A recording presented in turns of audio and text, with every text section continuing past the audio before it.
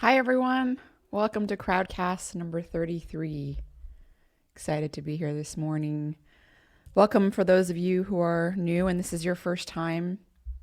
If you're kind of wondering how this goes, typically I go through a variety of questions that I have selected to answer, and the questions range from ones that I'm interested in, ones that I think haven't been covered before, and ones that also have been asked frequently through multiple channels that I get questions through. So I kind of do a mixture between all of those. I like to do a few deep dives each month. So I like to go in depth on at least a couple of questions, and then I go and try to answer a lot of rapid fire questions. So these are questions that I can answer with a sentence or two, sometimes a word.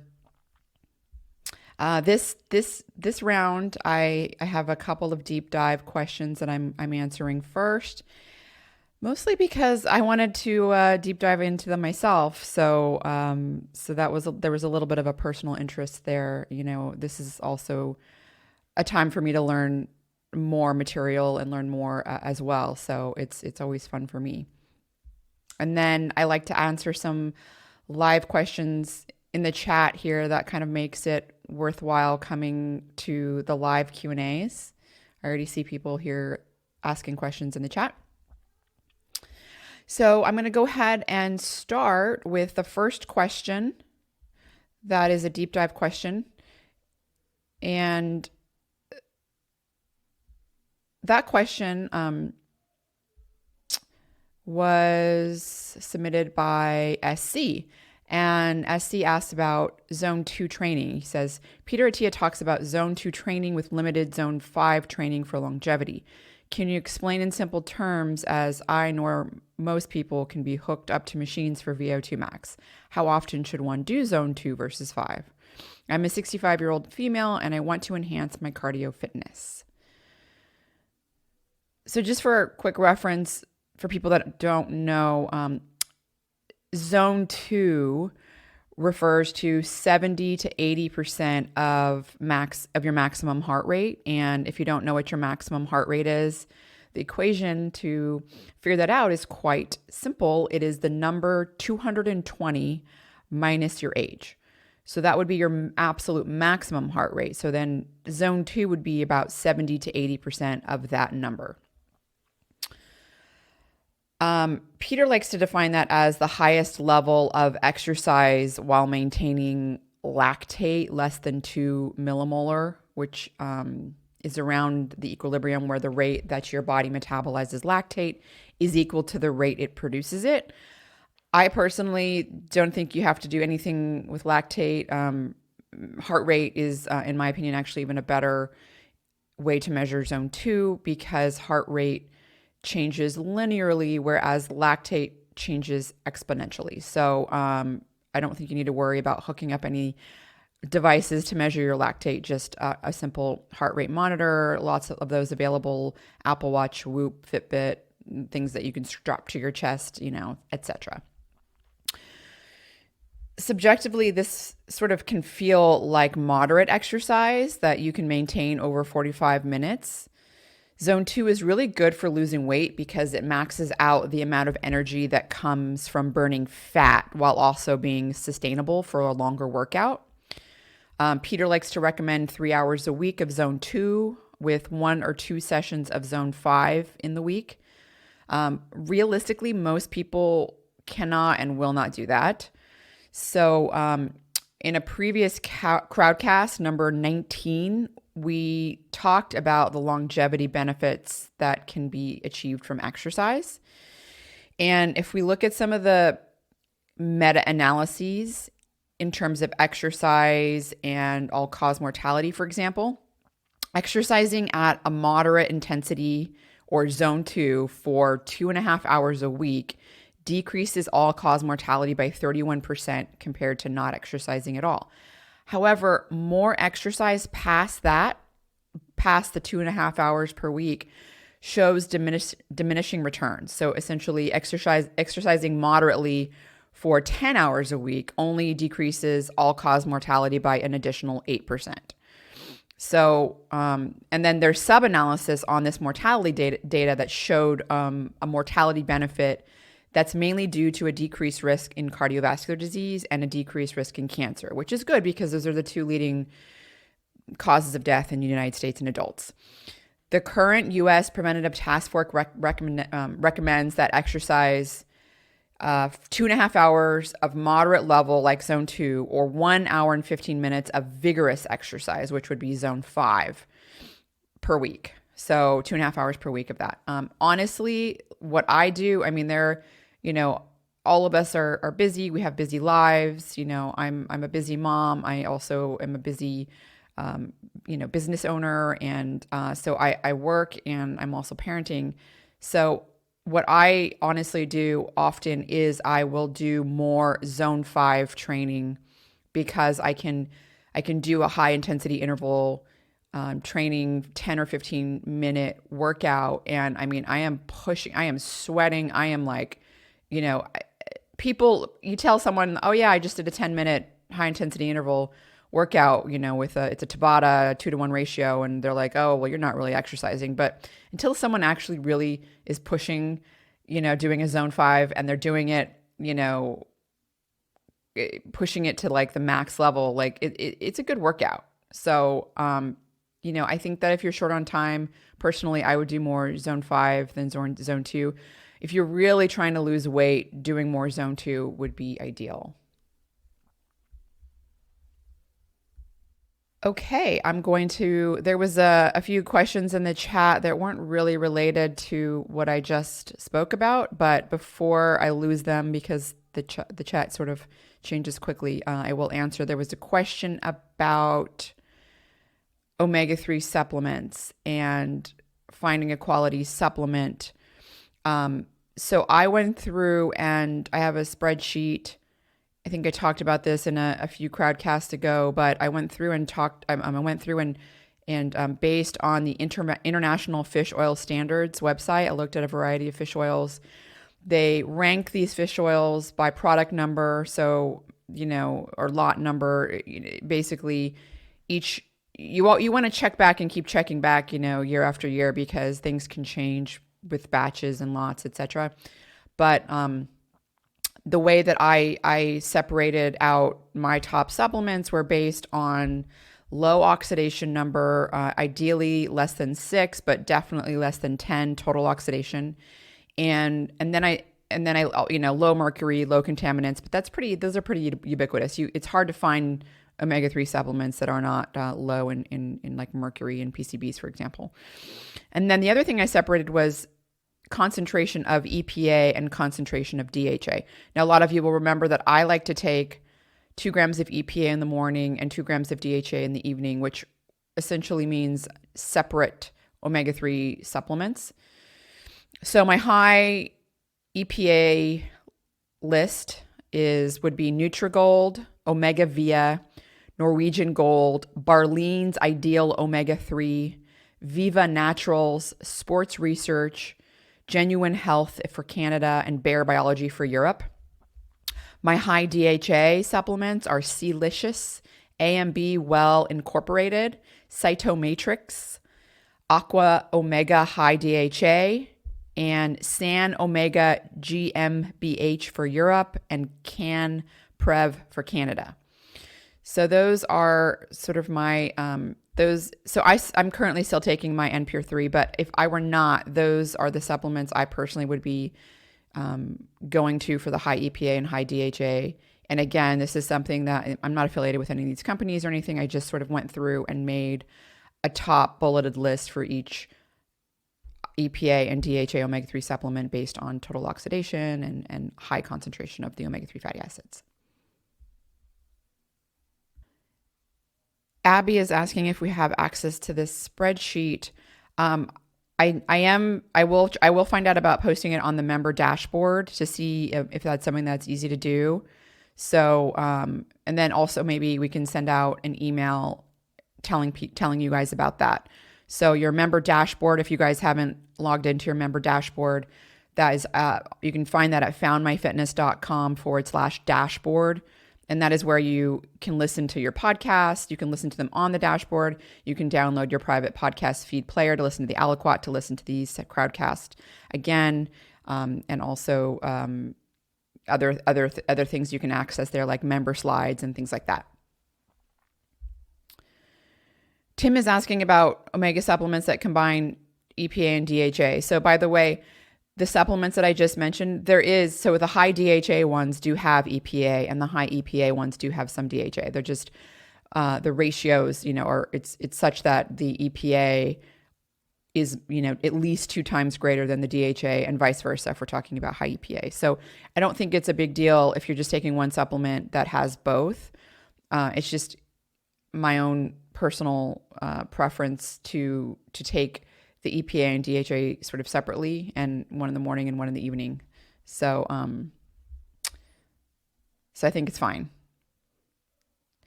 Okay, I'm going to go back to the questions. Another deep dive question was submitted by Tom, and Tom asks, adverse effects of too much vitamin D. ConsumerLab.com shows studies that show the adverse effects of too much vitamin D. All-cause mortality is higher for those with high levels, and they really aren't that high, say 40 to 50. I recently stumbled on this article, and he lists the title of the article.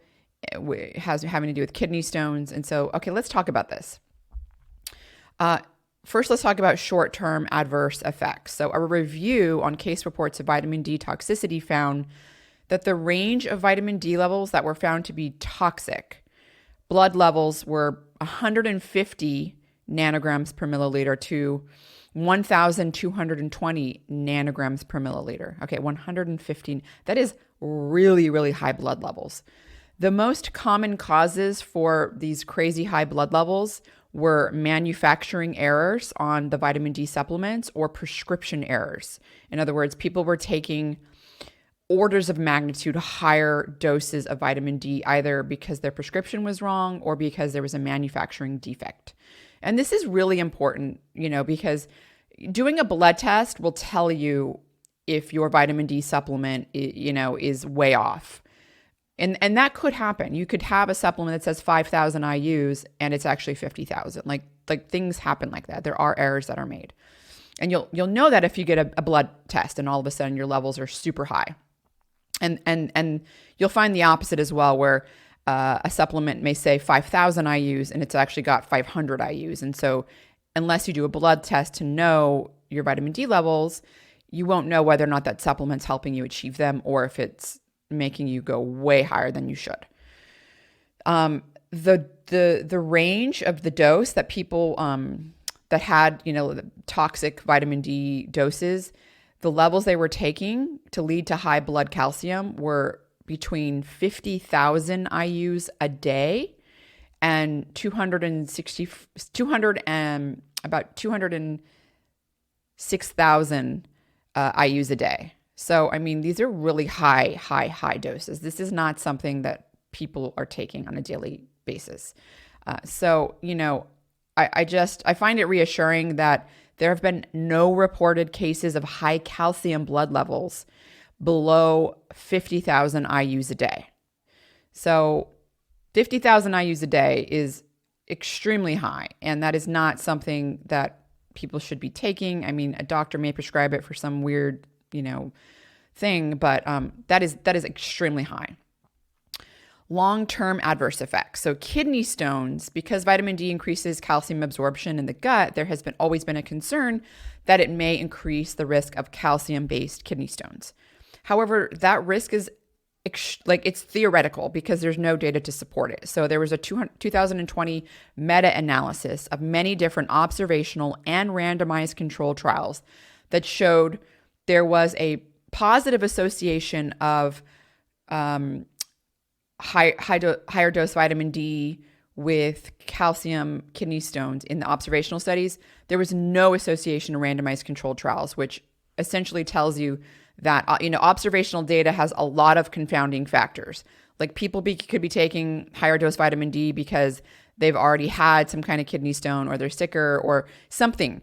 But when you actually give the same dose of vitamin D in a randomized controlled trial where people are getting either vitamin D or a placebo, it's not causing kidney stones. So it really tells you that there's some sort of confounding factor likely at play here for the observational data. Lastly, there's also 2 older meta-analyses with randomized controlled trials showing no association between vitamin D and kidney stone risk. So meta-analysis of randomized controlled trials are the highest quality of evidence in science. When they repeatedly show the same results from different scientists publishing them, it's pretty confident that you can say, okay, this is real. And so at the end of the day, there's no effect of vitamin D supplementation on kidney stone risk.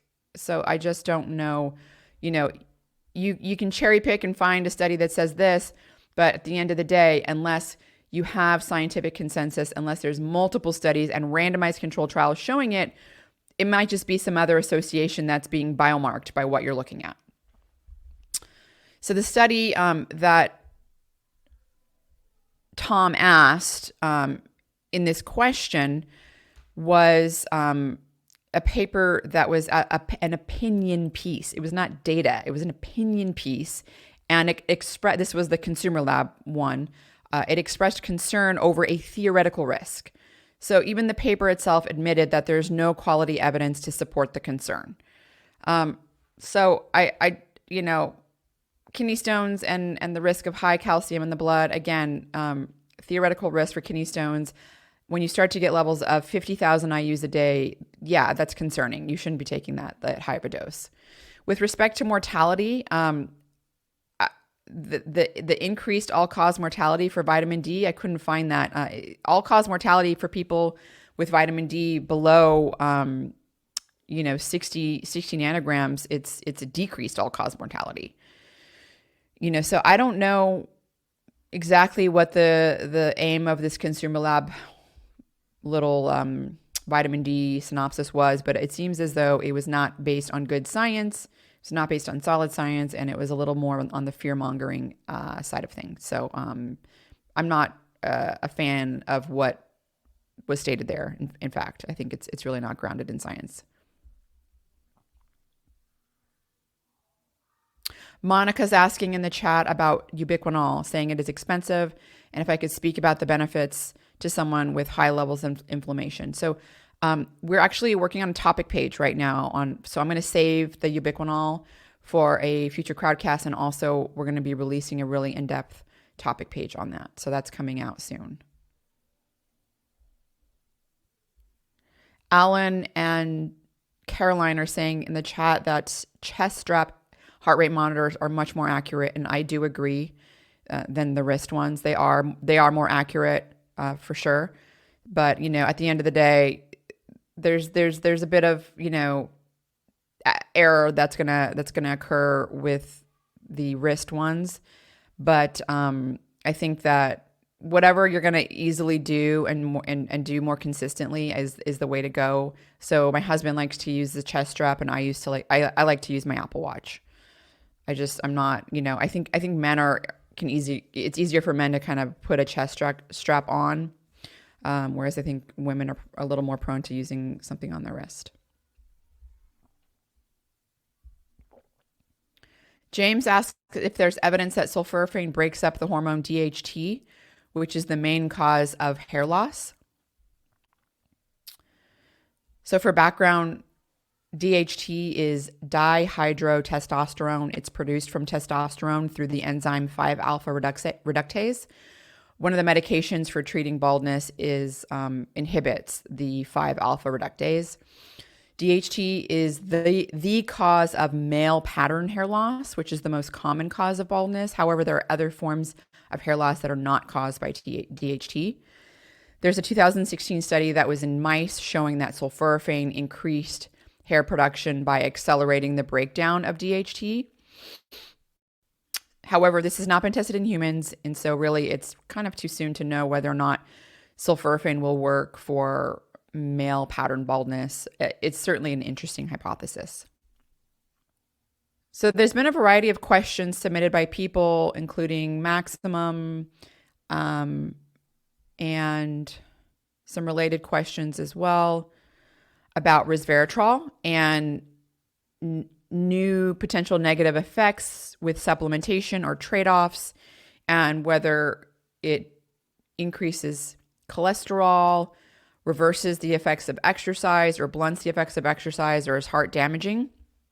And I did want to take time to go through just a couple of these studies because when it comes to something that people are supplementing with, I think it's important to really know, the potential trade-offs. So with resveratrol, one of the studies that was linked was an in vitro study, and it was a study that suggested there was replicative stress caused by resveratrol. So it was an in vitro study, and it caused low levels replication stress, which implies that it inhibits the proliferation of new cells. As an in vitro study, when you dump something on cells, I mean, the amount of resveratrol that are getting into those cells, you would never find that in an in vivo model, particularly with humans that are, our CYPT enzymes are getting rid of most of the resveratrol. I mean, there's not, the bioavailability is much lower. It's not something that's until that is shown to be, first in animals at a dose that's even relevant to humans. I think it's impossible to say that even has any relevance. So with an in vitro study, it's kind of interesting, but I mean, you dump enough of anything on a cell like vitamin C and you can cause damage, but it's not like we don't need vitamin C. So really in vitro studies are taken with a big grain of salt.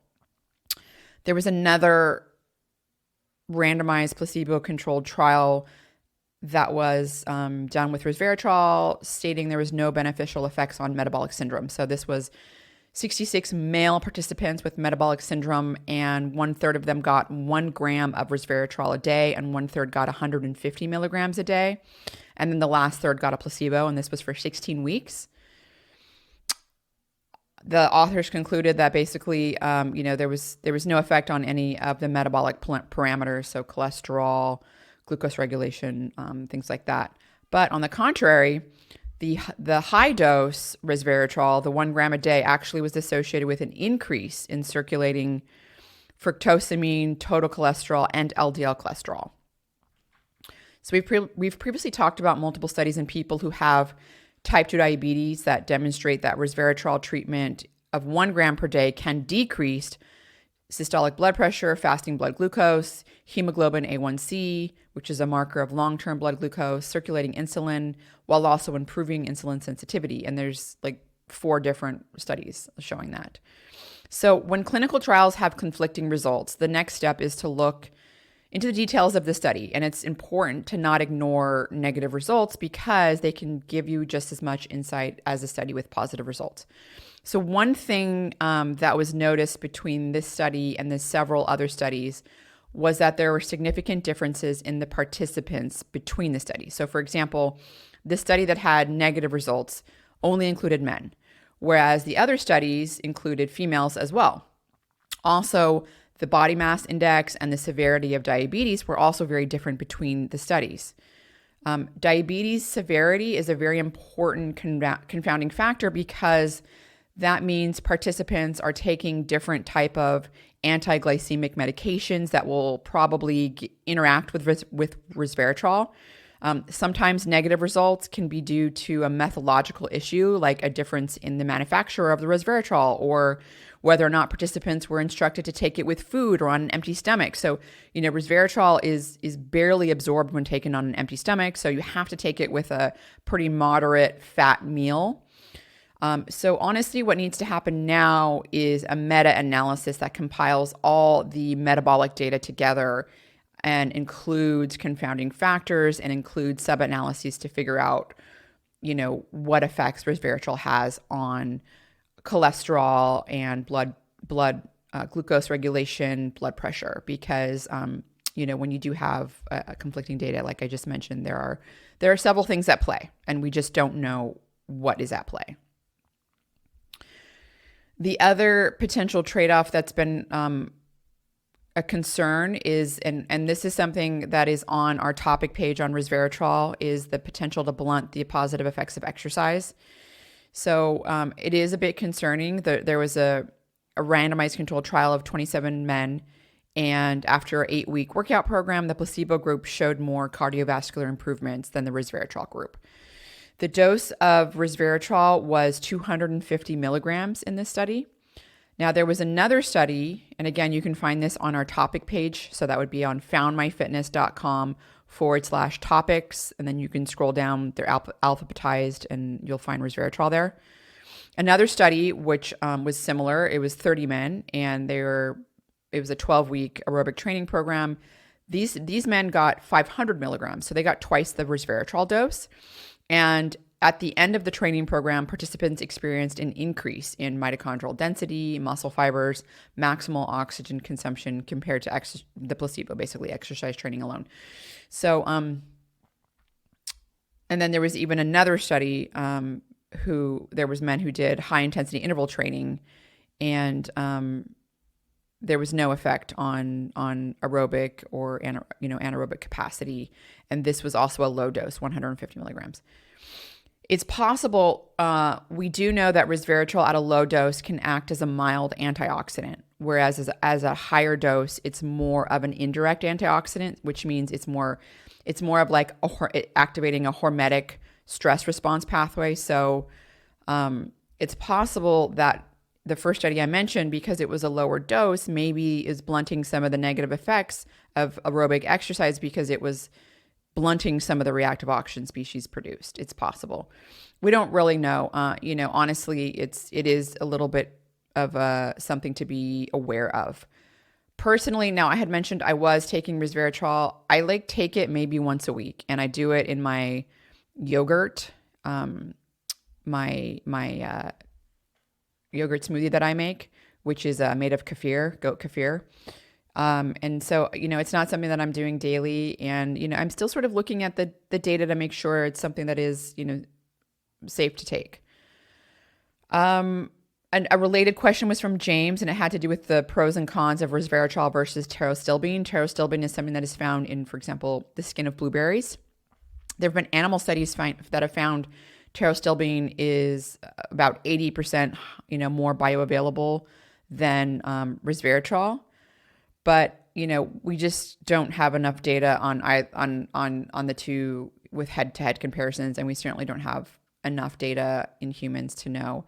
I do think pterostilbene is good, and there have been some positive clinical effects as well. Myrick is asking in the chat about the difference between cardiovascular training and resistance training, perhaps as well. With respect to resveratrol. And yeah, that could be also another difference. Again, we just need more data. And honestly, again, like I said, I think it's safer, if you're concerned about potentially blunting the effects of exercise, to do something where you're taking it like once or twice a week on days where you're not exercising would be something probably to consider as well. Jay is asking, do you have a suggested target range for vitamin D blood levels? 40 to 60 nanograms per mil. I like mine are usually around 50. Okay, I'm going to move on to some rapid fire questions now. And Chad asked about xylitol and sorbitol, and most sugar-free chewing gums have them. I have covered the topic of xylitol and sorbitol on in several crowdcasts previously, so I'm not going to go into too much detail. I do chew xylitol gum, and it increases. There's many studies showing that it increases the cause of it decreases the bacteria that cause cavities. So that would be Streptococcus mutans, without having any effect on beneficial oral bacteria. So it's not affecting beneficial oral bacteria in any way in the mouth. The amount of xylitol, sorbitol, etc., like making its way to the microbiome when you're chewing gum is like so minuscule that I just don't even, I think the stress of worrying about that would probably damage your microbiome more. There have been some like animal studies that have shown, insanely high doses of some of these things may change microbiome composition. But again, it's like, how relevant is that to a human? Because we're not taking in 5 grams of xylitol per kilogram body weight a day, so it's kind of it's one of those things where it's like, okay, well, interesting. When you do nothing but eat xylitol, there's an effect. Well, big surprise. So, until we really have more data with respect to humans, and then again, it's like, I wouldn't go out and start like baking with tons and tons and tons of xylitol. But I certainly wouldn't be concerned about chewing gum either. Another rapid fire question from Chad. Chad asked, do you think sauna would be safe for those with a heart valve replacement or organ transplant? We have a sauna on the way, but there's a study showing both negative and positive effects on allografts. How's this wondering? I would ask your physician, always run it by your physician, but looking at the literature, it seems safe for both of those things. But again, definitely want to ask your physician first. So Boldy has a question about berberine and exercise. She says, they say thank you for covering berberine last month, but the one missing piece is whether it inhibits the beneficial effects of exercise the way metformin does, like muscle adaptations, for example. Please see our topic page on berberine. Again, we cover this, but there was an intervention study showing that the effects of berberine on circuit training in sedentary overweight men enhanced the effects of exercise. Similarly, berberine potentiated the effects of aerobic exercise, and this was in a rodent study. These were diabetic rats. More clinical evidence needs to be done. We need larger groups, more participants, more types of exercise to really know whether or not, or what effect, if any, berberine has on exercise-induced benefits. So that's something to, again, keep in mind. A related question was from SC asking about the dose and type of berberine. Obviously, I can't give medical advice. Most of the doses in the studies that I referenced last time were at about 500 milligrams. And I do know that Pure Encapsulations makes a pretty reliable berberine supplement. Joy asks about studies regarding collagen peptide supplementation, particularly type 1 and type 3, and if consuming collagen can actually build collagen levels in the skin and other tissues. So again, we have a topic page on this, on hydrolyzed collagen. So go to foundmyfitness.com/topics, click on the hydrolyzed collagen page. It goes very in depth. We have a whole section on skin. Collagen, hydrolyzed collagen has been shown in several both placebo-controlled intervention studies to improve both wrinkle depth and skin elasticity. Collagen's not directly measured in human studies because that would be too invasive, but one would think that you are affecting collagen if the wrinkles and elasticity are improved. Perhaps collagen's to some degree being improved as well. There are animal studies showing that collagen levels are increased in other areas, other tissues, like the joints, for example. I personally use Great Lakes hydrolyzed collagen powder. I use both their unflavored form and I also like their vanilla flavored form that uses some monk fruit, stevia. I can't remember which or both in my coffee. So that's what I use. Kenny in the chat is asking if I can comment on the use of olive oil versus avoiding all oils in the diet.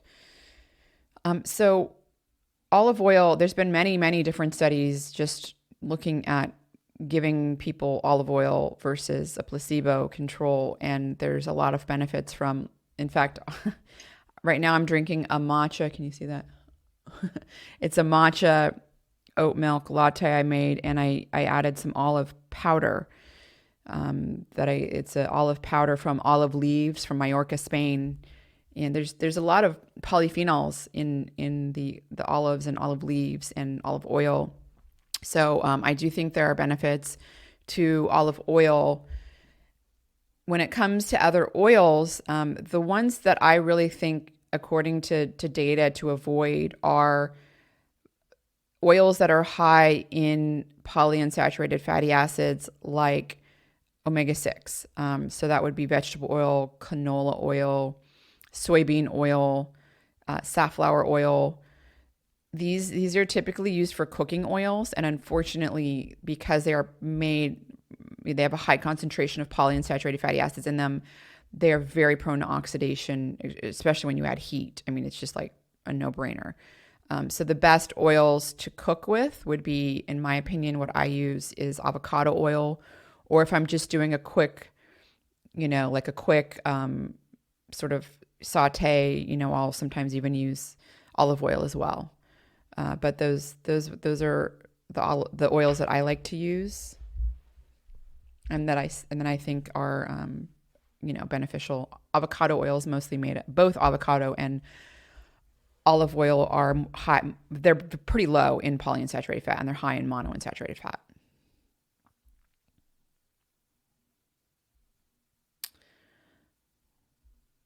Lisa's asking if I take berberine.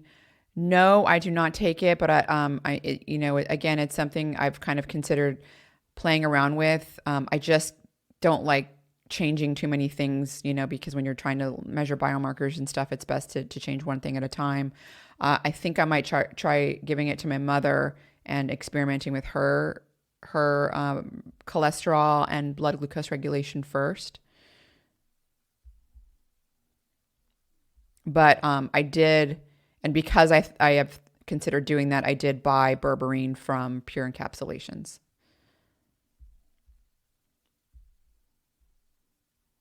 Owen asked what my opinion of microwave ovens are.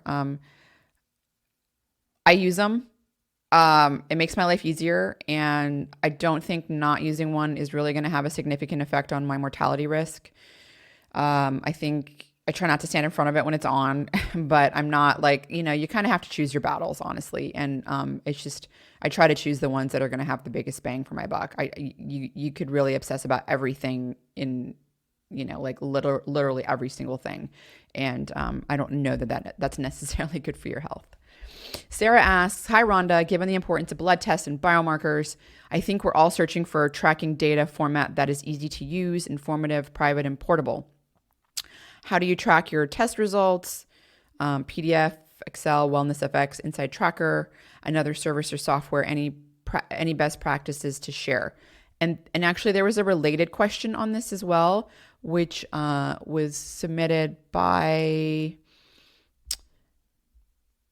Libby. And Libby says, what do you think are the most important labs to request from my physician? I feel like MDs tend to order very routine tests until you start having a problem. What are important labs to have, either yearly or baseline info, especially as we age, in order to maintain health and avoid problems that could be caught earlier if we are tracking them sooner? So these are two sort of related questions, and the reason, in my opinion, that they're related is also because of what I use. So the question was, tracking what I'm tracking with my biomarkers and stuff. I actually use WellnessFX a lot. I have the WellnessFX app on my phone, and because I order so much blood work through them, they have tracking software. And so that's what I use. I've considered trying some Inside Tracker and all that, but because it's just so convenient for me, and it's like the less work I have to do, the more likely I'm going to do something. So I use WellnessFX, and there's a variety of reasons I like WellnessFX. I do like avoiding the doctor because there are all sorts of hoops and things you need to jump over and regulations, and doctors can only order certain tests. And if they don't have a reason to order certain tests, not all physicians will order them. And there's also it's just battles I don't want to fight. And I rather just pay for my tests, get them done, and get my data. And you can share your data with your physician after. I mean, that's something you just, bring your data to your physician. But, this is the way I like to do it. And the tests that I like to do at the very, very, very least, once a year, ideally twice a year, 3 times a year. It is the reason I do it is because it's a one and done. So it takes time to go and get blood drawn and do all that. And time is important, right? So if you can go and get a just battery of tests done and only have to go once and do it, it's a lot easier. And so what I end up doing, and I've done this now for years, is I use the Wellness FX Premium package. And I don't have any affiliation with them, by the way. I just have liked their service for years and years and years. And so I use them. And the premium package includes, they do a variety of cholesterol. So they do total cholesterol, HDL, LDL, triglycerides, ApoA1, ApoB, LPA, omega-3 fatty acids. They do it in red blood cells. Free fatty acids, they do lipid particle number, and they do lipid particle sizes. And they do that for HDL and LDL. So they're giving you the breakdown of particle number and particle sizes for your lipids.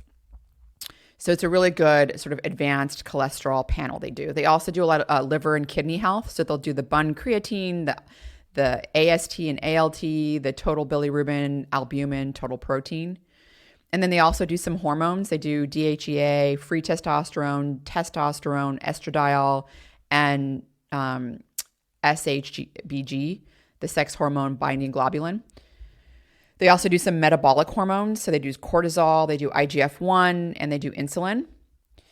And then there's a variety of, there's thyroid and blood sugar. So they do glucose, HbA1c, they do total T4, T3 uptake, free T4 index, TSH, total T3, free T3, reverse T3, and free T4. And then they also do some inflammation. They do high sensitivity C-reactive protein. They do fibrinogen, and they do homocysteine. And then they'll do like the complete blood counts. And so they'll do some advanced nutrients. So they'll do like your whole blood count differential, calcium, electrolytes, bicarbonate, ferritin, total iron binding capacity, folate, vitamin B12. They do red blood cell magnesium. They do your vitamin D. And then they'll do some women's panel as well. They do progesterone, follicle stimulating hormone, and luteinizing hormone. And so that's like a big panel that's up test you can do. There's a lot of tubes. I mean, it's like 18 tubes that they do. So if you're sitting there looking at the phlebotomist or nurse doing it, you're like, whoa. But it's nice to get it one and done. You get a lot of data from it, and it's just really beneficial. Okay, so another question was asked by Kel, and Kel asked, what are your thoughts on infrared saunas that emit near infrared and how it affects our subcellular melatonin production in mitochondria? Is this something that we could do if we don't get outside and get exposure from the sunlight often so that we can increase our subcellular melatonin production? So I think that sounds like a very interesting hypothesis. There's no evidence to show that infrared radiation from saunas will affect melatonin within the mitochondria. So again, it's one of those things where I can't really speak to it because it's really just theoretical. Owen asks what the best supplements are to consume to slow or prevent macular degeneration. Interestingly, there was a study I just came across a couple of weeks ago, and this was an animal study, but it showed that exercise, like moderate to vigorous exercise, slowed the loss of photoreceptor cells in animal models that had were predisposed to macular degeneration. It slowed it by 50%. So they lost 50%. They didn't, 50% of their photoreceptor cells were not, lost, which I thought was just absolutely phenomenal. I mean, so you're asking about supplements, but really lifestyle strategies should be the question, and exercise is probably at the top of the list. And then there's things like lutein, zeaxanthin that have been shown in several different studies to make a difference, as well as DHA from omega-3. And I just went through a variety of high DHA supplements at the start of this crowdcast.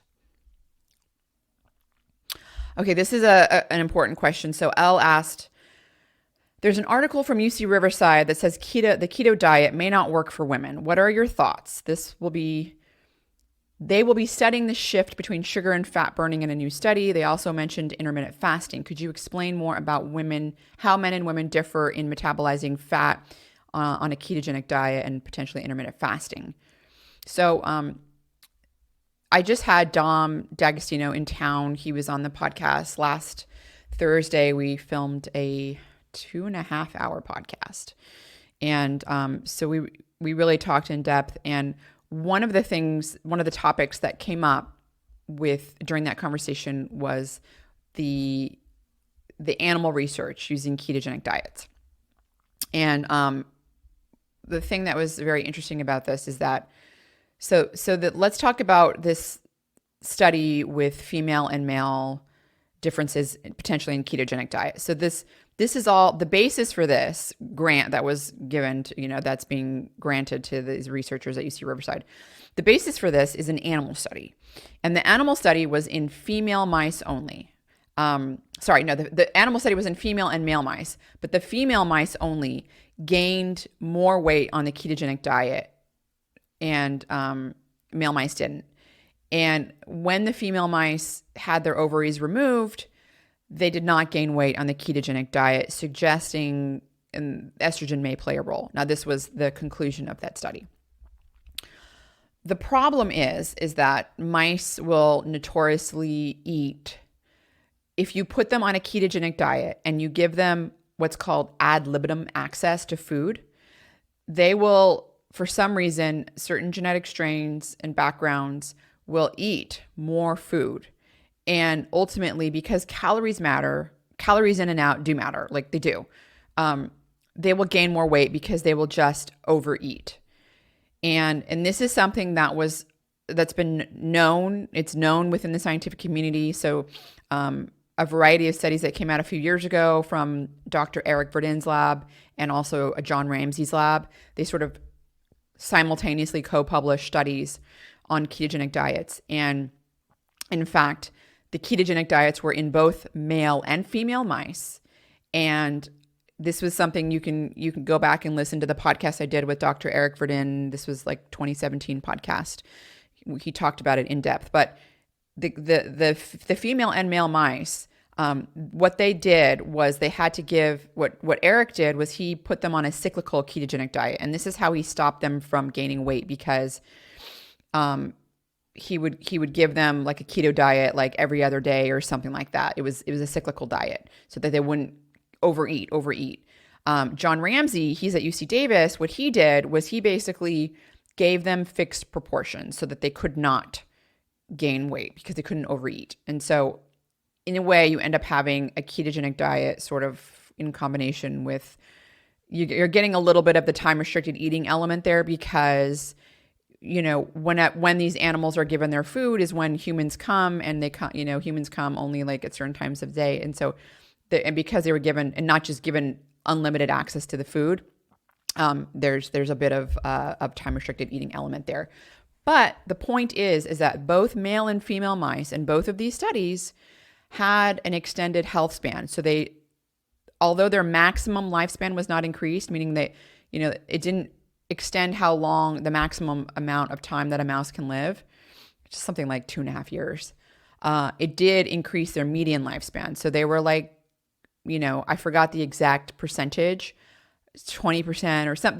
They were basically at any given point less likely to die from spontaneous cancer or from heart problems than mice that were on the control diet. So keto diets are not that bad for for the female mice if they're extending their health span, and also their memory was dramatically improved in the female mice as well.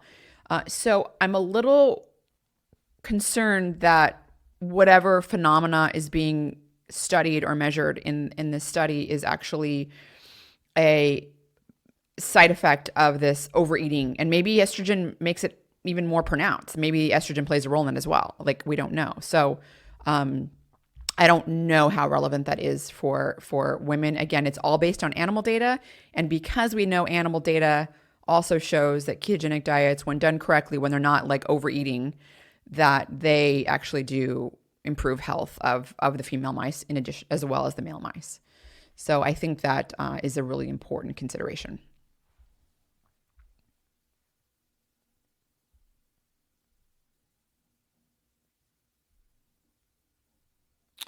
Jim is asking in the chat whether or not Wellness Effects uses the omega-3 test as defined by Dr.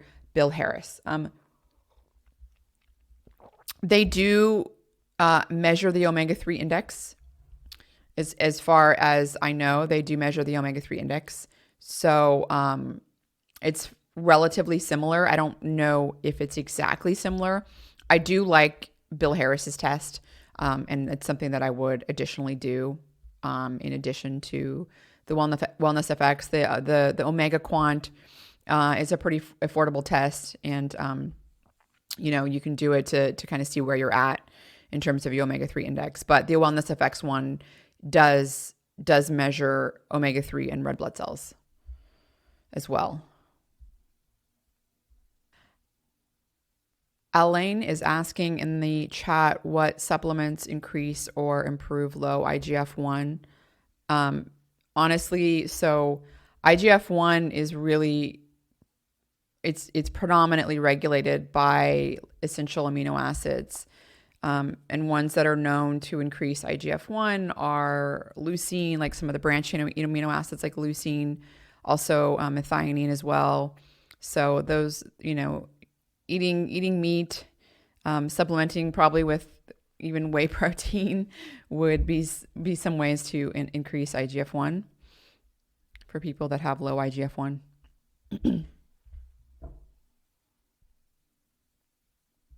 Okay, so some more rapid fire questions.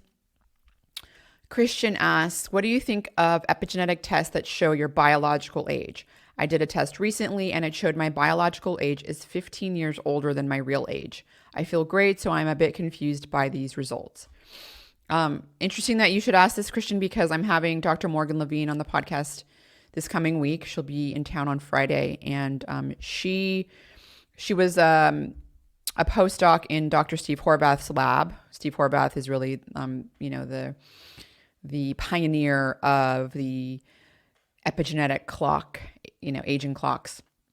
And she developed the DNA phenoage, which is the test that can more accurately determine biological age. We had a phone call, and so I'll know more about this next week when we talk, but she was saying that there are flaws with these consumer available tests, and that basically she's working on improving them.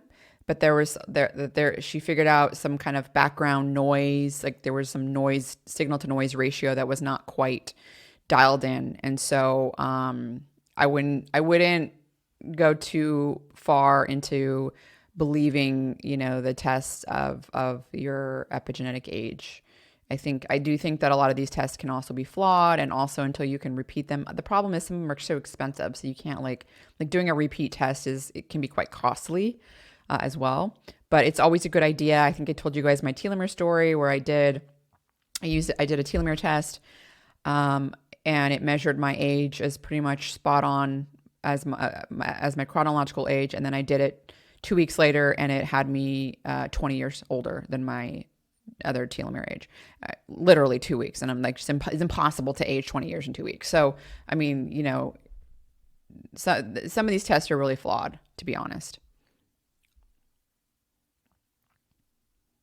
Jay is asking, which lab does Wellness Effects use? They use LabCorp.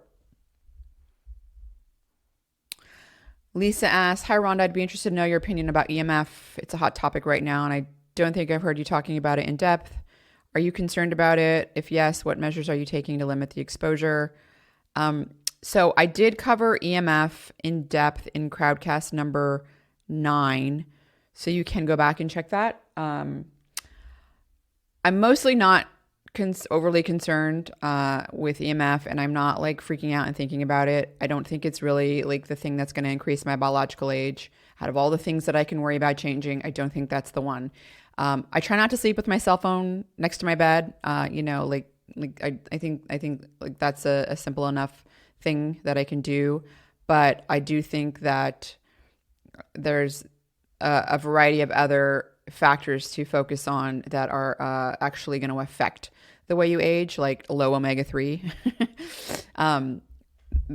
EMF is just, I do think that in the blogosphere, you can find people starting to blog and talk about and podcast about, these obscure things that sound like they should be something I'm concerned about. Oh, they're podcasting about it.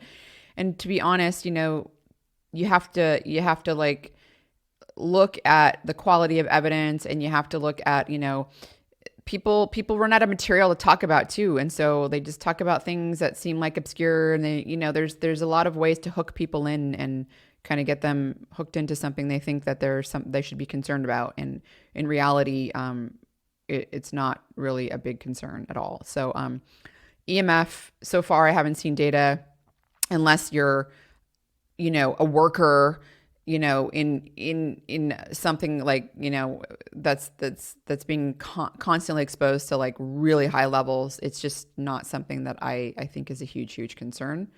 So, that's my take. SC mentions Vital Choice. I used to get my salmon roe, a lot of I get my sardines, things like that from there. The company was just sold to 1-800-Flowers, and no one seems to know if the suppliers will be the same. I'm wondering if you were aware of this. So I did look it up. I do still use Vital Choice. In fact, I did just order my favorite sardines, and so far everything seems to be the same. I mean, I'm not really... it would be surprising if they stopped using the same sustainable companies. But for now, I'm still using Vital Choice. Okay, Daniel asks, hi, Rhonda, do you have a protocol that you would put into play in the case that you were diagnosed with COVID? So I did get COVID, and I presume it was Omicron because I got it when Omicron was going around everyone. And my mother, who was boosted at prime, she was like prime booster level. She's the one who gave it to my son, who was sick for a day, and then he gave it to me. So I had it, and what I did, so my protocol that I did is I did liposomal vitamin C, and I was doing that like a big tablespoon. And the brand, I have two brands I was using. Pure Encapsulations was the one I was using, but I also have another brand. It's Quicksilver. So I was using that, I was doing that every 2 hours. So I was just really trying to maintain high plasma liposomal vitamin C. I was taking zinc lozenges, and I did about 80 milligrams a day of the zinc lozenge. And of course, I was taking my vitamin D. I think I was getting about 7,000 IUs a day. My omega-3, so I was doing 2 grams of EPA in the morning and 2 grams of DHA in the evening. I was also doing luteolin. I was doing 100 milligrams a day, and that was from Swanson brand. I was taking Mariva. So on the first day, I had a headache, and I had looked up some studies on curcumin, and I wanted to know if curcumin blunted the antibody response, or it was things like that. And what I found was actually the opposite, that curcumin enhanced the antibody response. So I felt more comfortable taking that. And Mariva, I don't, I'll get headaches, not infrequently, but with my cycle or something. And if I take about 1 gram of Mariva, it'll knock my headache down pretty good. So I did Mariva. And then I also was taking quercetin. I think I was taking 250 to 500 milligrams a day.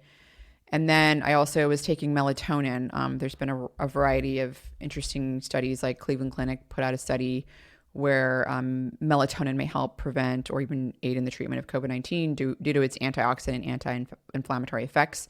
So there was an observational study. They found melatonin was associated with a reduced likelihood of participants getting COVID by 28%, and actually among people that are disproportionately affected, so African Americans, they were 52% less likely to get COVID. But so I was taking 10 milligrams of melatonin at night, and then I held off from doing my vigorous exercise. That's I didn't want to have any stress on my heart. But after about day 3 of having it, maybe day 3 or day 4. I mean, and by the way, by this time it was really one day that I felt really terrible, the first day. And then after that, it was runny nose and stuff. but I did the sauna. I cranked the sauna down. I usually do like 186 degrees Fahrenheit, and I'll stay in there for like 30 minutes. I cranked it down to about 165 to 170, and I did steam, and I only stayed in there for like, 15 minutes. Like I wasn't pushing it too much. And that was pretty much my COVID protocol. Once I tested negative, I then did intravenous vitamin C just to sort of eliminate any potential long COVID chances. And so that was kind of like once a week, for like 3 or 4 weeks. Luaney is asking in the chat, why liposomal vitamin C? Okay, so check out our topic page on vitamin C. It is really, really good, and it shows a really nice graph as well. You can see that liposomal vitamin C, like there is a slight benefit with liposomal vitamin C in terms of increasing plasma levels.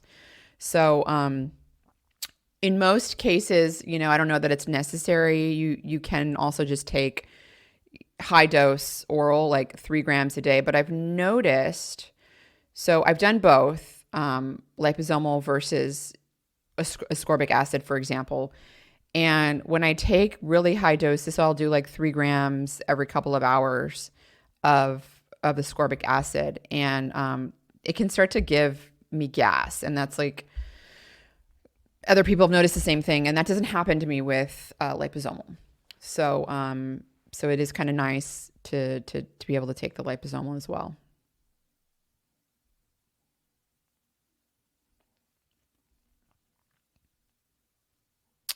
Evan Thomas is asking what the rationale behind IVC potentially minimizing the risk of long COVID is.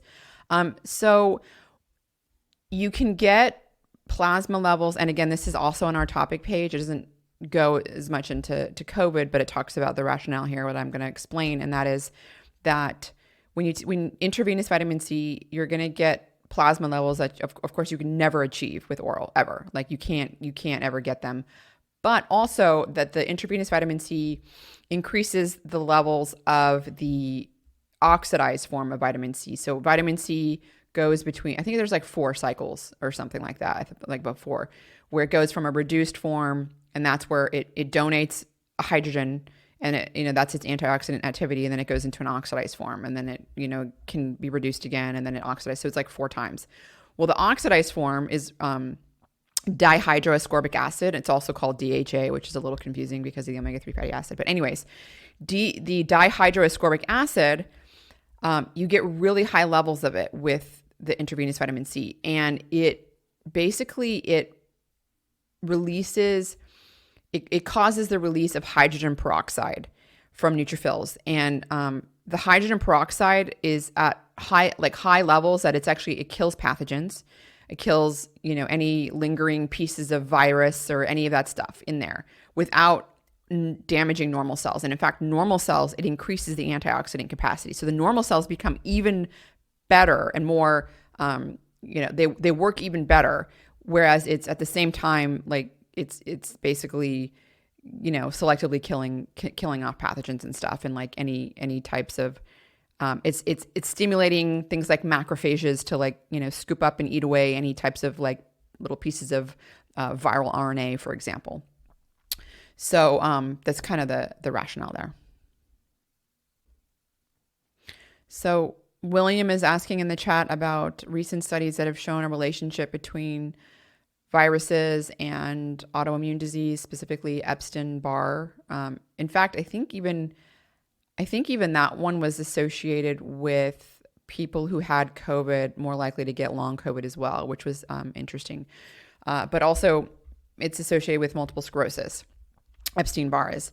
And I honestly, so I know someone that they were young. I mean, this was like a 19-year-old, 18 or 19-year-old that got COVID, and then they had gotten Epstein-Barr, and that sort of like spiraled them into getting, they were having a severe autoimmune attack, and their IgG autoimmune antibodies were elevated. They had long COVID and all sorts of things, and they did five 5 or 10, no, they did 10 IVC treatments, and they were doing 10 grams each treatment. And I believe the treatment was once a week.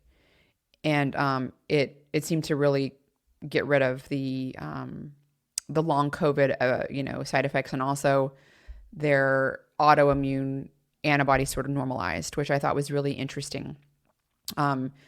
Again, that's sort of anecdotal, but if you go to the topic page on vitamin C, I do think that the intravenous vitamin C can be beneficial for certain things.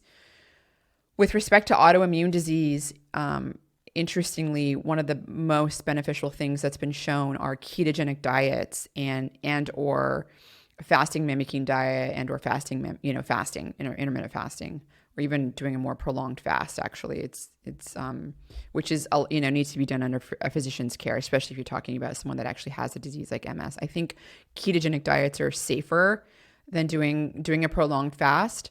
And there's been some really preliminary clinical evidence showing that ketogenic diets can help with alleviating some multiple sclerosis symptoms. And then there's been animal evidence that's also backed that up as well.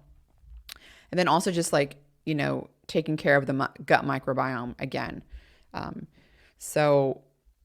In some cases, that is also where the intermittent fasting can come into play, because it can help normalize, certain bacteria do die off during a fast. And there's been some interesting data showing that it seems like you can kill off some pathogenic bacteria and you increase your beta hydroxybutyrate levels, which seems to also maybe, and this is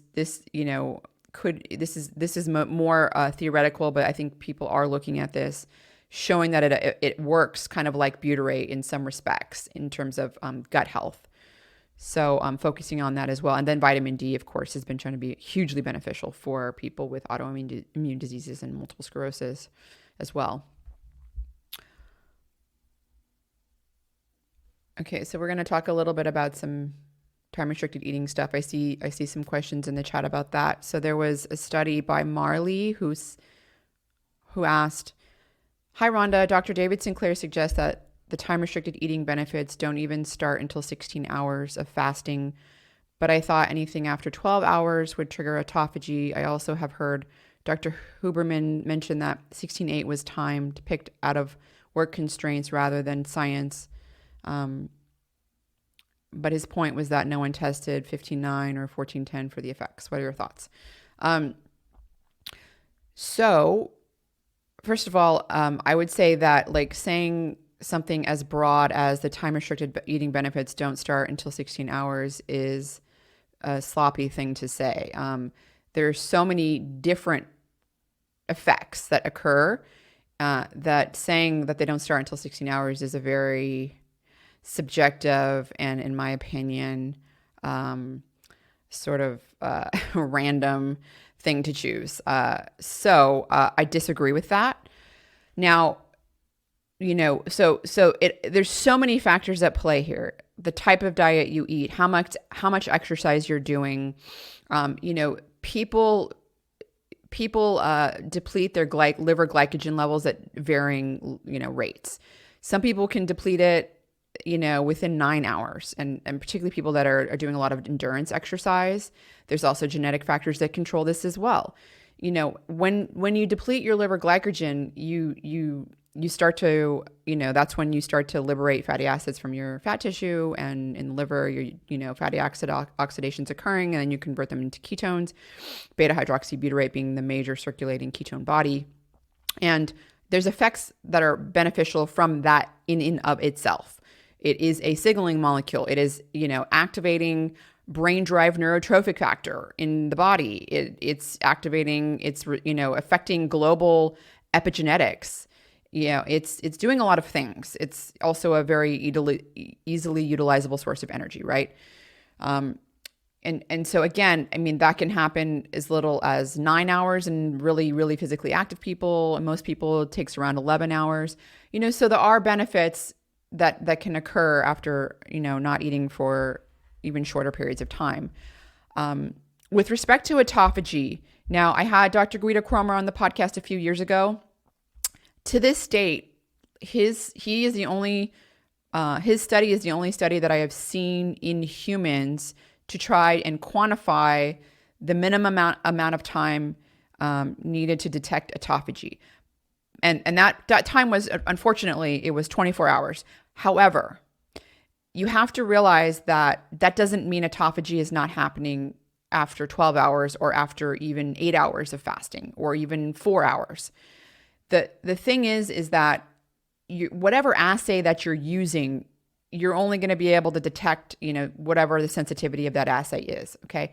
And in people, they're using an assay that's, of course, easier to do, something that can be scaled, so there could be, in some cells and some tissues, and they're just looking in blood as well, right? We just don't know that no autophagy is happening after a certain, number of hours. I suspect that even in short periods of fasting, there's some minute degree of autophagy happening in some tissues, probably. And certainly when you're combining that with being physically active. So, I would, again, it's sort of an unknown field, and it all comes down to sensitivity of assays and things like that. And also, like your NAD levels and NADH, like those levels, like even in between meals, NAD increases in between meals. So, there's a lot of things going on during fasting periods and even short fasting periods. As you start to get into a more prolonged, longer fast, you start to get more apoptosis, which is different than autophagy. You start to actually get cells dying, and that can be beneficial, particularly when you're talking about eliminating damaged cells. So I just think that saying something like benefits don't start until 16 hours is, which benefits are you talking about? Benefits for you? Is this just your opinion? Because it sounds like opinion. That's what it sounds like to me. It doesn't sound like it's something that science is backing up. There's too many different things going on when you're fasting. So that's one. Two, when it comes to the 16-8, and in fact, Dr. Sachin Panda is the one who published this data. He talked about it first on my podcast back in 2015. And what he showed was that basically all these caloric restriction studies and these animal studies, that basically that it was more that animals were getting fed based on the humans, like the postdocs and stuff, and their schedule, and when they were coming into the lab to feed the mice. And so it ended up being like, they were eating within an 8-hour window because that's when people were working within that 8-hour window. And so we're going to talk a little bit now about like the fasting and circadian rhythm. And I thought, and Roman was asking this in the chat, but also there was a question submitted by Abigail, and Abigail asked, what role does seasonality play in the melatonin insulin relationship? In winter, when it's darker for a longer time period, should we be eating in an even shorter time window? And conversely, in the summer, when days are longer, do our bodies, should the time window should it be changed, basically? I think I don't remember where I talked about this before, but it's a really good point. I'm glad Abigail brought it up, because there is some evidence, observational evidence, that fasting blood glucose levels are higher in the winter than they are in the summer. And for people that don't know about the relationship between melatonin and blood glucose levels and insulin, I put together a video a couple of years ago, and it's called something about late night eating, why you shouldn't late night eat, or something like that, or why late night eating is bad. And in that video, I talked about some evidence that Dr. Sachin Panda had previously talked about in our podcast on how when your body starts to make melatonin, it shuts down the beta islet cells in the pancreas that produce insulin. It shuts them down. And so what ends up happening is, when you are eating in a more nighttime, environment, when it's darker out, for example, in winter, then you are going to have a little bit more melatonin. And so, people go to bed earlier in winter. And so if you still have the same eating schedule that you always have, like in the summer, you're going to be eating dinner when it's a little bit darker out versus in the summer when it's still light out, which means they're going to be a little bit more melatonin. And this is probably why if you take a random sampling of a person in the winter and versus in the summer, you're going to find higher fasting glucose in the winter because insulin causes glucose to be taken up into cells. And so your fasting blood glucose is lower if your insulin response is working, right? So I personally think that people should adjust their time restricted eating window to an earlier window in the winter. I do this. You want to make sure that you're eating before, it's getting dark, and certainly at least, 3 hours before you're going to go to bed. But ideally you do want to eat dinner before you're starting to make making melatonin when it starts to get dark. And we do start to make melatonin when it's getting dark out, even with lights on. Like there's some degree of it. It's not the same as bright sunlight. So thank you for bringing that question up. I think that is a really good question. And I'm glad I, was able to articulate that because I can't remember when I mentioned it. It's probably been a few years, but it's important. Okay, Libby asks, in your most recent podcast, Dr. Ilinov mentions that you can use a blood glucose monitor to check your body's response to certain foods to help inform you as to how your own body responds to certain foods. What timings should I use, like intervals after eating, since I do not have a CGM, and what blood sugar number should I look for? This is a good question, but it's also it's not an easy question to give straightforward answers to because your body's glucose response will vary depending on the type of meal that you have. Generally speaking, if you're eating a meal that is low carbohydrate, then you shouldn't see your postprandial blood glucose levels, which you can measure, I would say 30 minutes to an hour after your meal. 30 minutes would be probably a good time to measure 30 or 45 minutes after a meal. And if you're eating something,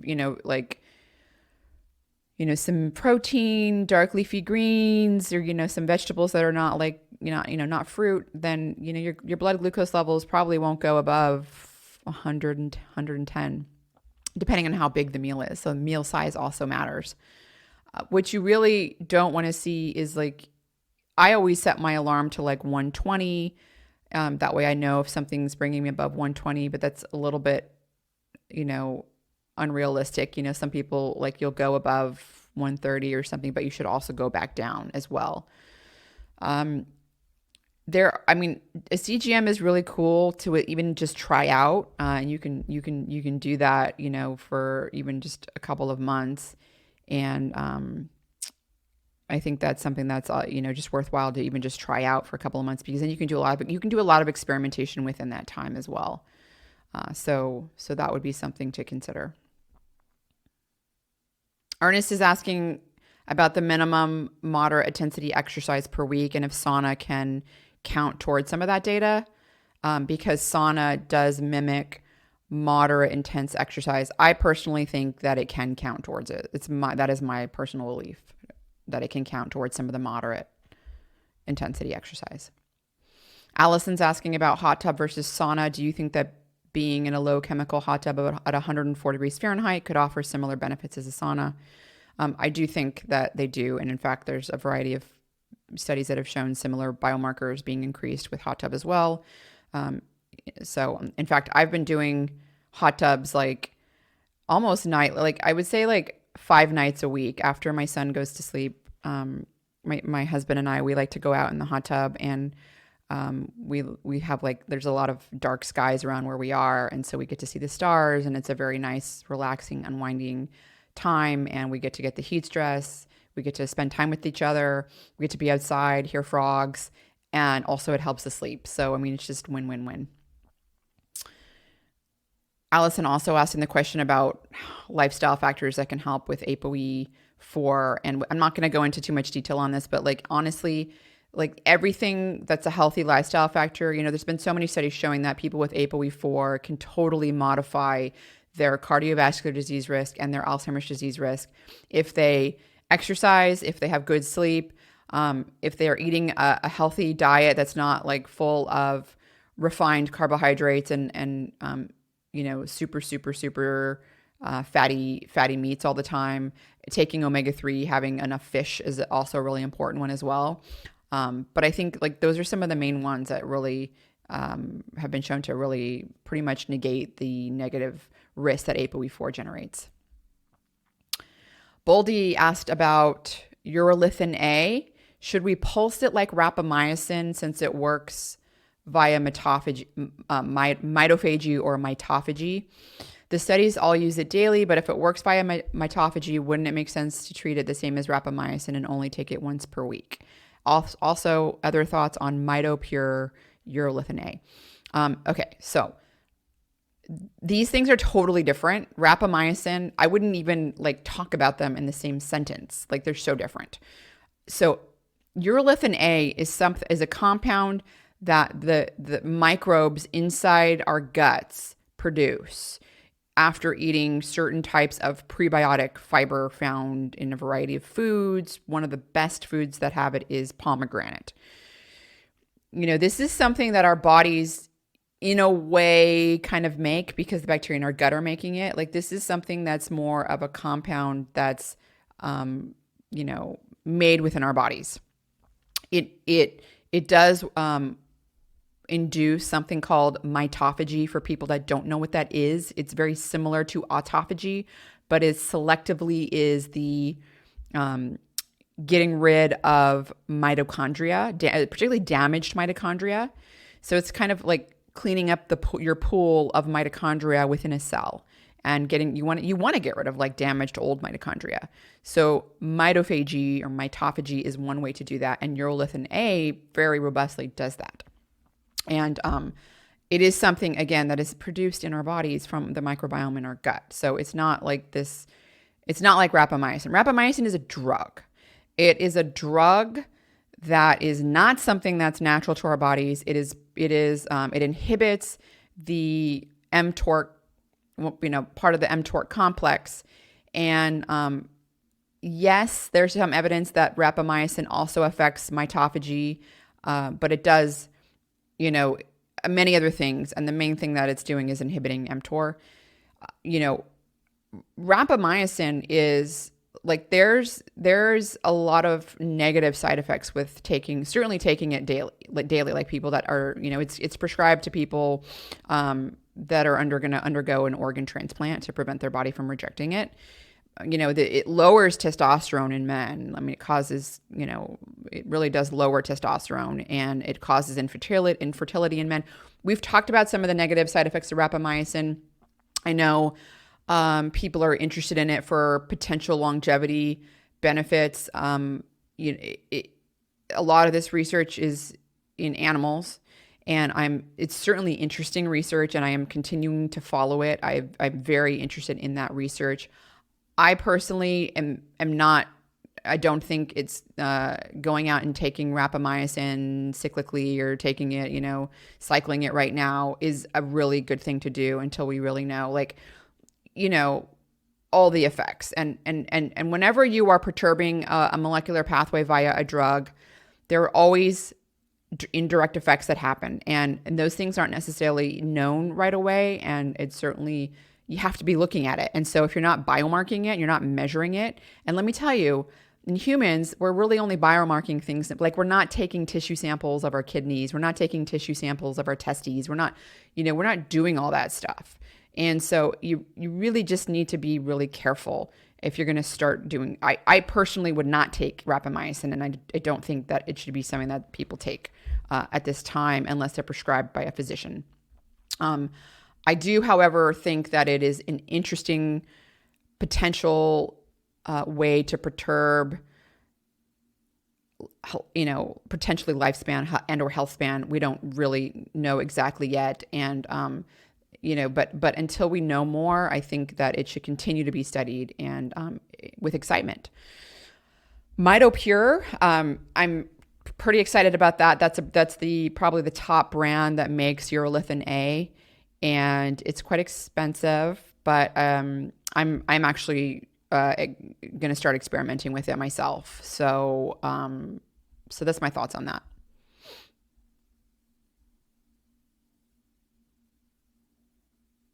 Sybil is asking what sauna I use.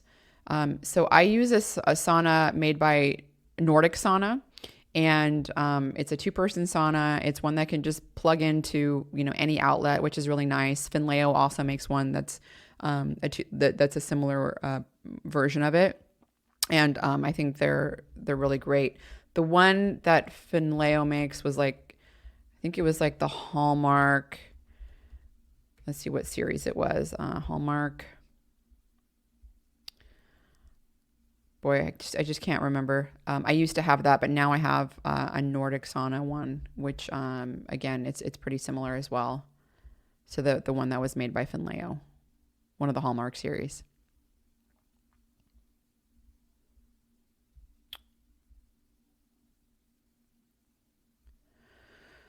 Okay, let's see. There was another question.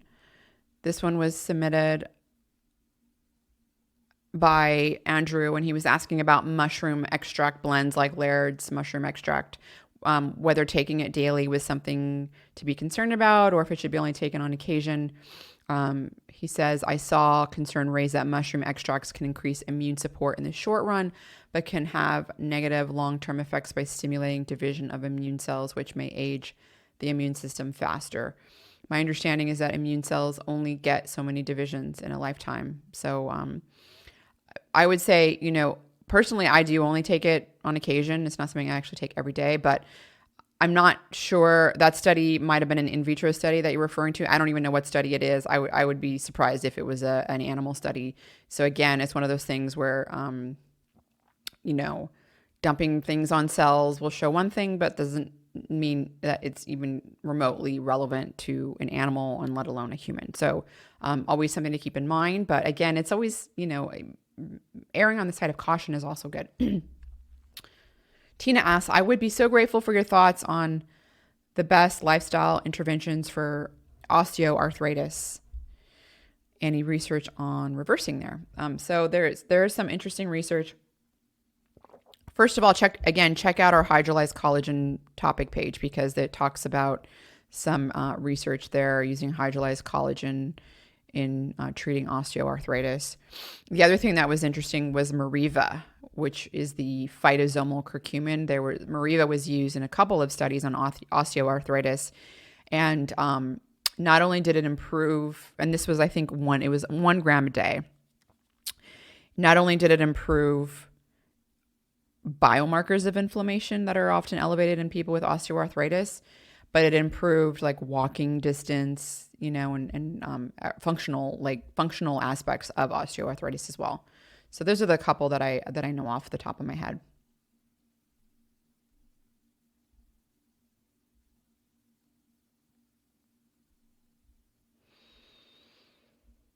James is asked about the relationship between the appendix and Parkinson's disease. He says, I've read having the appendix removed can either increase or decrease Parkinson's disease risk. So people that have had their appendix removed are less likely to get Parkinson's disease. And the thought, it's not really known why, but the thought is because the appendix actually may serve as a reservoir for buildup of the protein aggregates involved in Parkinson's disease are called alpha-synuclein. So alpha-synuclein aggregates accumulate actually in the brain in people with Parkinson's disease, and this can play a role in the loss of dopaminergic neurons in the substantia nigra. And what role the accumulation of alpha-synuclein aggregates in the appendix plays in Parkinson's disease, it's unclear, but clearly something is going on if removing the appendix is decreasing Parkinson's disease risk. There was a question by Gal on boosters. Gal says, "Hi Rhonda, I have not gotten a booster yet, and I have been debating getting it or pushing it until the fall or next variant of concern. How effective are boosters? Since the Omicron numbers are going down, would you say this is a good move, or is it really even important to be boosted?" So with the new Omicron variant, my opinions on vaccines, including boosters, have changed because the data has changed. So far, I think we've accumulated enough data now with Omicron to pretty safely say, one, Omicron is less virulent than Delta was, meaning you're less likely to be hospitalized, full stop, and for a variety of reasons, including the fact that, as most of you have heard, Omicron, the SARS-CoV-2 virus, is less likely to get deep into the lungs and cause lower respiratory problems, which is a major, major cause of mortality.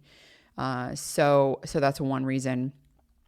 People are much less likely to be hospitalized than with Delta. They're much less likely to die. So that's all great news. And also, I think that there's enough data now to safely say that vaccines are not preventing a person from catching Omicron. In other words, they're not preventing the spread of Omicron variant. To the Delta variant, it was to some degree, but even that was pretty dramatically reduced with respect to the Alpha and Beta variant. So I think that is my opinion, that most older people, when you start to get older, when you start to get above the age, if you look at some of the mortality data with older variants, it was like over the age of like 65. Those people might benefit from being vaccinated. People that are obese, type 2 diabetic, people that have a lot of comorbidities may benefit, but I'm not sure that young, healthy people, makes much of a difference, to be honest, with Omicron variant to get boosted or be vaccinated. I think it's a personal choice. I'm not sure about being boosted all the time. I mean, I do think that my mother, who is older and isn't in the greatest health, she was boosted, and I was glad. Omicron for her, it was nothing more than a cold. It was really not bad at all. So I am glad that she was boosted. I was not boosted. I had my antibody levels measured previously to getting COVID, which I think was most likely Omicron. But my antibody levels were pretty low. They were like 140 or something like that. So and for me, Omicron wasn't a big deal. And so I think that maybe people that are really, really at risk with comorbidities and stuff like that may benefit. But I just don't know that it's I think it's one of those things, kind of like right now, at least with Omicron, with the variant that we have that's circulating, that is really seems to be a lot more mild, and the vaccines are not really stopping you from getting it. They are to some degree reducing the severity of it. So people that are at risk for a more severe form may benefit. But it's one of those things, kind of like, it's, in my opinion, like the flu vaccine. Like, people choose to get flu vaccines. My parents get them. I'm glad they get them. I never get the flu vaccine, and so that's just, I think it's similar to that. I didn't say that COVID vaccines do not prevent COVID. They're not preventing the spread of it, like, enough to really, I think, justify, a mandate for it. It's working, similar to a flu vaccine, if even. So, maybe if someone is peak boosted, they may be less likely to get COVID than someone that is not vaccinated. But there's still a good chance they're going to get it. So it's really not stopping the spread like it was with the alpha beta variants. That was pretty phenomenal how that was stopping the spread, and it's not the same anymore. And again, Alan in the chat is talking about deaths per day. And like I said, people that are at risk are probably better off being vaccinated and boosted. Those are including people that are older, people that have comorbidities, people that are at risk, certainly people that are immunocompromised, diabetes, all that stuff. Like my stepmom has diabetes. She's boosted and she'll get the next booster. And I think she should, because she's at risk. So I do think that people that are at risk for a severe COVID would do better with being vaccinated. But I do think there is a personal choice there that I think people should choose whether or not they want to be vaccinated. Lisa was asking about a probiotic. I took Visbiome during my 3rd trimester. She wants to know if there's another probiotic that is does not have to be shipped on ice and stored at in refrigeration. She's asking about Seed Symbiotic, which other podcasters like Rich Roll and Ben Greenfield are talking about. So, the reason I took Visbiome was because of the quantities of it. So we're talking like 450 billion bacteria. I think that the seed one by Symbiotic is it's like orders of magnitude less than that. So it's kind of like a drop in the pool. I don't know that it's necessarily going to do anything, but it might. So I'm just not really sure when it comes to some of those probiotics that are just the numbers of it are just so small when you're taking a little pill of it. It's just not.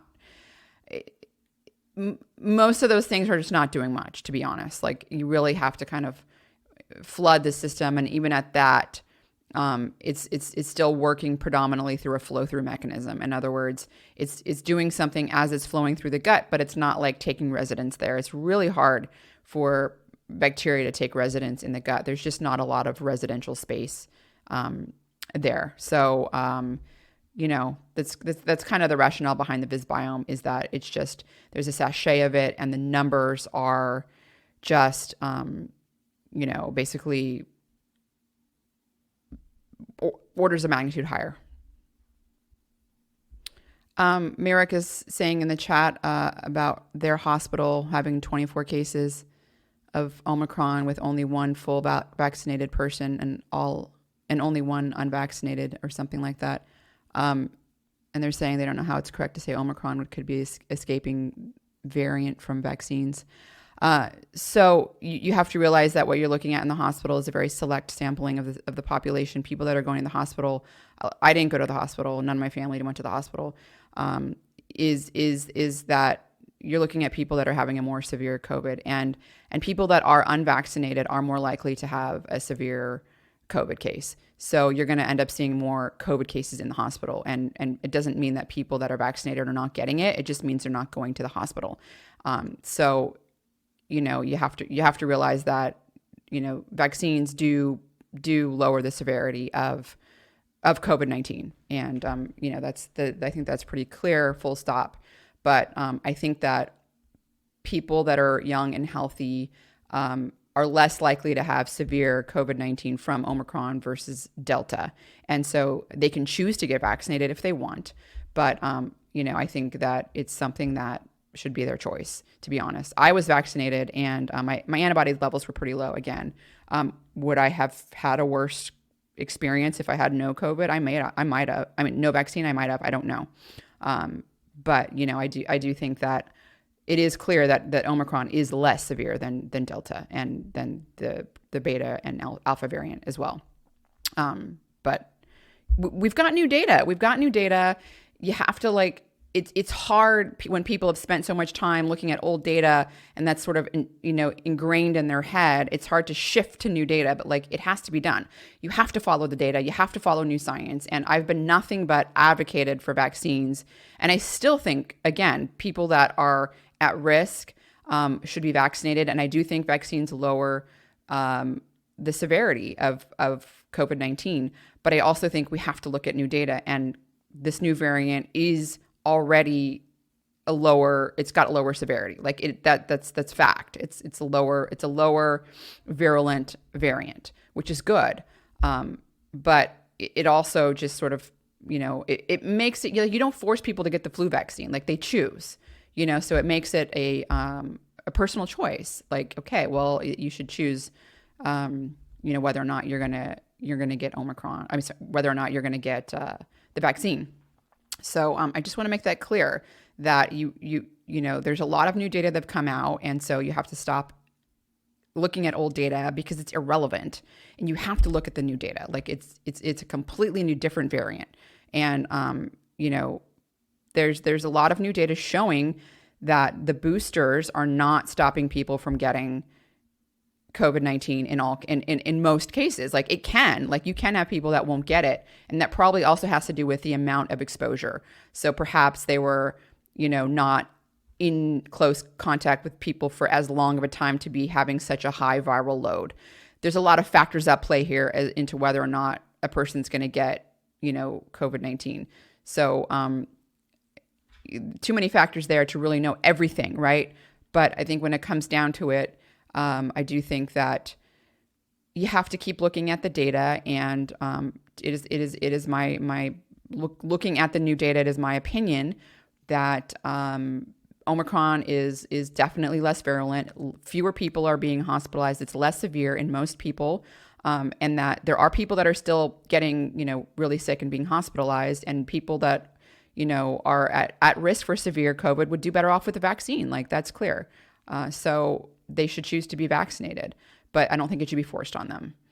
Liz is asking about boosters and long COVID. I don't know about boosters. I know there was old data with other variants showing that COVID-19 vaccines do prevent, there's a 50% reduced chance of getting long COVID if you're boosted or vaccinated. And I'll tell you right now that I do know people that have been boosted that got COVID, probably Omicron, because it was when Omicron was, it's pretty much dominant, and they still got long COVID.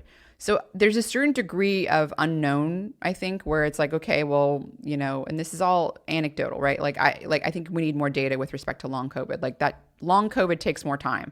So we don't really have all that data yet. But so I look forward to that data when it comes out.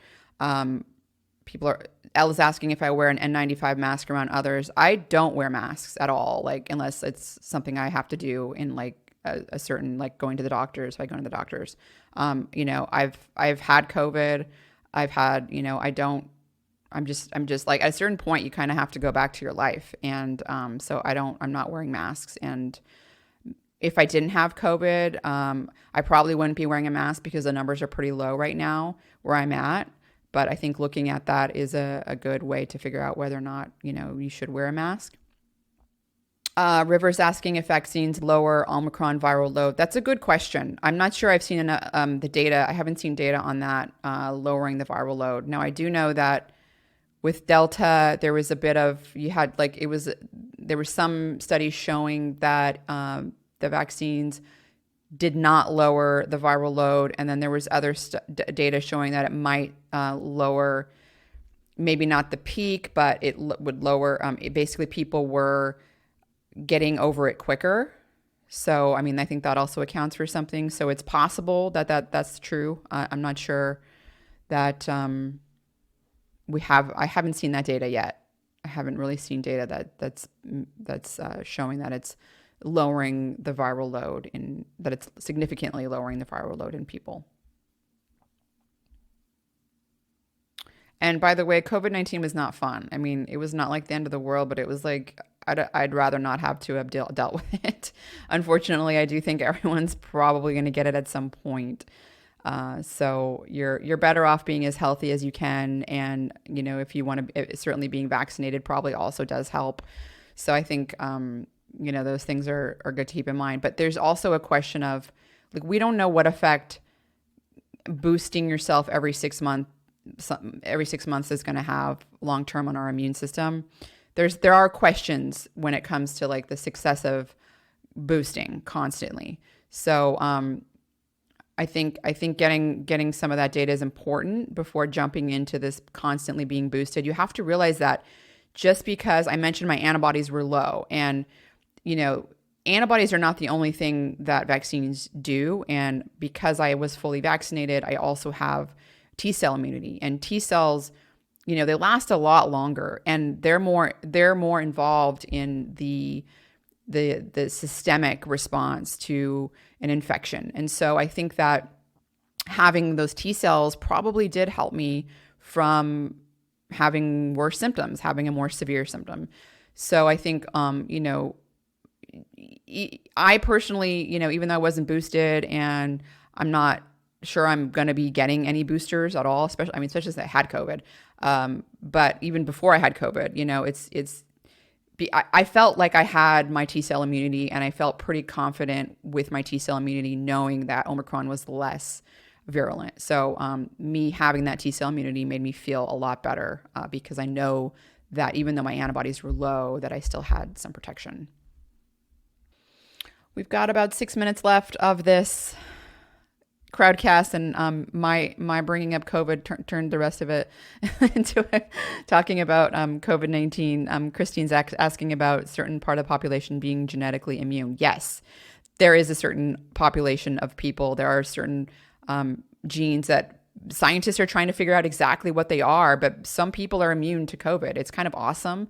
I wish I was that person, but I'm clearly not. But people are definitely immune to getting COVID-19. And so we should totally understand that because, with the future, with our future of gene engineering technology and stuff, there may be something there with that as well. I think I went through all the Crowdcast questions for today. I hope you guys enjoyed it. I learned a lot. It was fun. For those of you wanting to re-listen, relearn, take notes, please go to your dashboard, and you can find that at foundmyfitness.com/dashboard. We will be uploading the podcast there in about a week or so. We'll be sending out a summary email with links to the timeline where you can tune in to the section that you wanted to hear. You'll be able to rewatch the video on YouTube, and then also you can listen to it on your private podcast feed, the Aliquot, where you can just listen to it passively while you're driving or working out or whatever it is that you're doing. So with that said, thank you so much, you guys, for all your support and for making these crowdcasts so enjoyable for me, for making them educational for me, and just for being awesome. I really, really appreciate you guys. I hope you guys are enjoying your Found My Fitness premium membership. I hope you're enjoying the Aliquots and all the Q&As and everything. And I look forward to next month's Q&A. Make sure to submit your questions early. And with that said, I hope you guys have a great weekend, and talk to you guys soon. Bye.